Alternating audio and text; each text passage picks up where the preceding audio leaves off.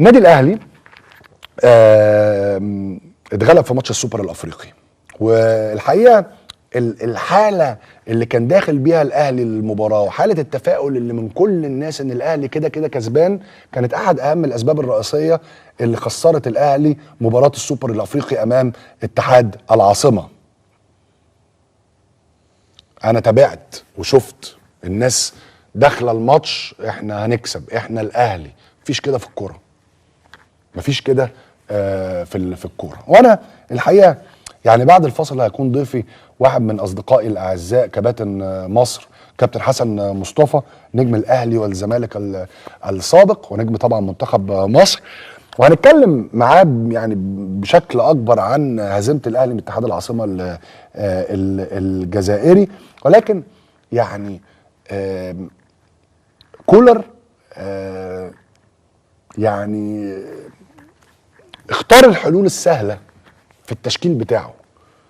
انا بصراحه اتفاجئت ان امام عاشور يبدا في ماتش كومبيتيتيف وماتش يعني متوقع ان هو يبقى ماتش فيه عنف بدني كبير جدا. هي دي مدرسه الكره الجزائريه، بيلعبوا رجاله وبيلعبوا في كل كره مشتركه، الكور الثانيه، كل الكلام ده كله. اتفاجئت بغض النظر عن مستوى امام عاشور، لكن كان لازم ان امام عاشور ما ياخدش اكتر من 20-25 دقيقه في الماتش ده. الريتم نفسه بتاع الماتشات مهما كان الاعداد بتاعك وانت راجل غايب بقالك 5 شهور صعب جدا. وكولر يعني ظلم امام عاشور في الماتش. مش معنى كده خلي بالكم ان امام عاشور كان وحش، لا، بس كان لازم يبقى فيه اختيار مختلف. هتقول لي طب مين؟ طب بس فلان مصاب وبتاع، ايا كان مين، في حاجات في الكوره ما ينفعش ان انت تسلم ليها. امام عاشور في ماتش اتحاد العاصمه غلطه كبيره انه يبدا. رضا سليم اوكي، لانه كان بيلعب لغايه اخر مباراه مع الجيش الملكي المغربي وبيشارك وموجود وبتاع، لعيب جديد وكل حاجه، لكن ممكن لعيب كويس قوي يجي لك تبدا بيه. انما امام عاشور بقاله 4-5 شهور ما لعبش ماتشات رسميه. راجل كان عنده اصابه كبيره، وراجل مر بظروف صعبه خلال الصيف وكذا، كان لازم ان هو يتحمي بشكل افضل. الحقيقه يعني في بعض اللعيبه برضو اللي بتنزل الشوط الثاني، لعيبه يعني مش هتعرف تضيف للفريق. مش هقول اسماء يعني، مش عايز اغلط، مش عايز اسيء لحد، لكن فعلا في لعيبه بتنزل. والله لا، في لعيبه في النادي الاهلي، لعيبه صغيره عندها 20 سنه و19 سنه، انا شفتهم لو خدوا الفرص دي هيبقوا نجوم المستقبل في النادي الاهلي.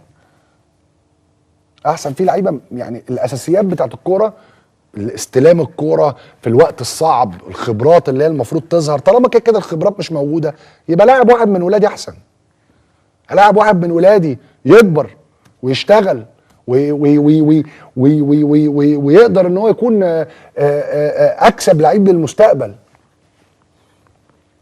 فده رايي بصراحه. يعني الماتش شفته، يعني الاهلي طبعا افضل فنيا بكتير. طبعا كل التحيه لفرقه الاتحاد العاصمه، لعبوا ماتش يعني على قد امكانياتهم وبيقاتلوا وكل الكلام ده كله، لكن كان في اخطاء من كولر ان هو يبدا بامام عاشور، عملت له مشكله كبيره جدا. ولغايه دلوقتي انا بقول لكم من اهم الاسباب الرئيسيه اللي الاهلي والمشاكل الرئيسيه اللي الاهلي هيواجهها ومش عارف لغايه دلوقتي يحلها بشكل كويس، ان علي معلول ما ينفعش يلعب كل الماتشات.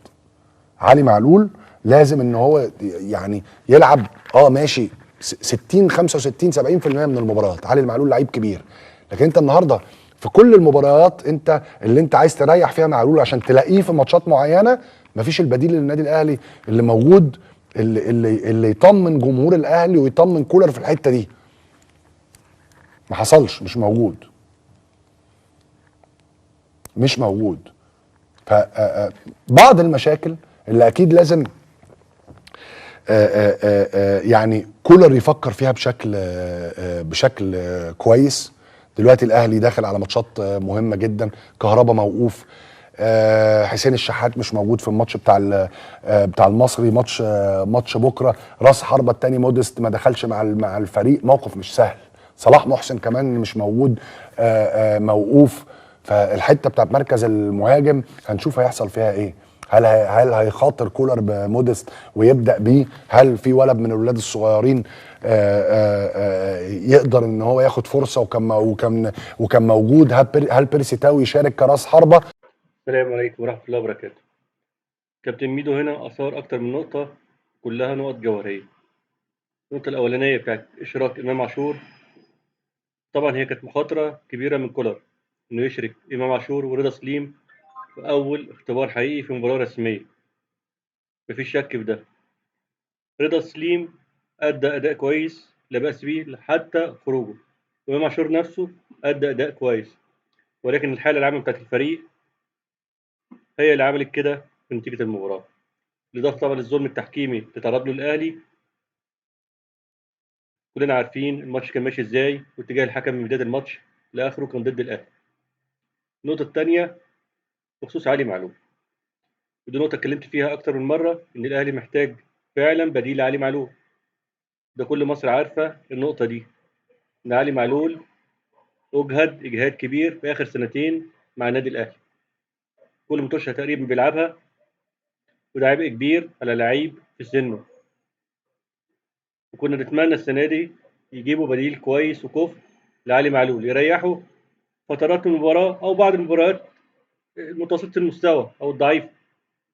لكن التحميل عليه بصوره كبيره كده وارد جدا يصاب في وسط الموسم او في اي جزء من الموسم وما نلاقيهوش شهرين ثلاثه، فهتبقى مشكله اكبر من اللي احنا فيها حاليا.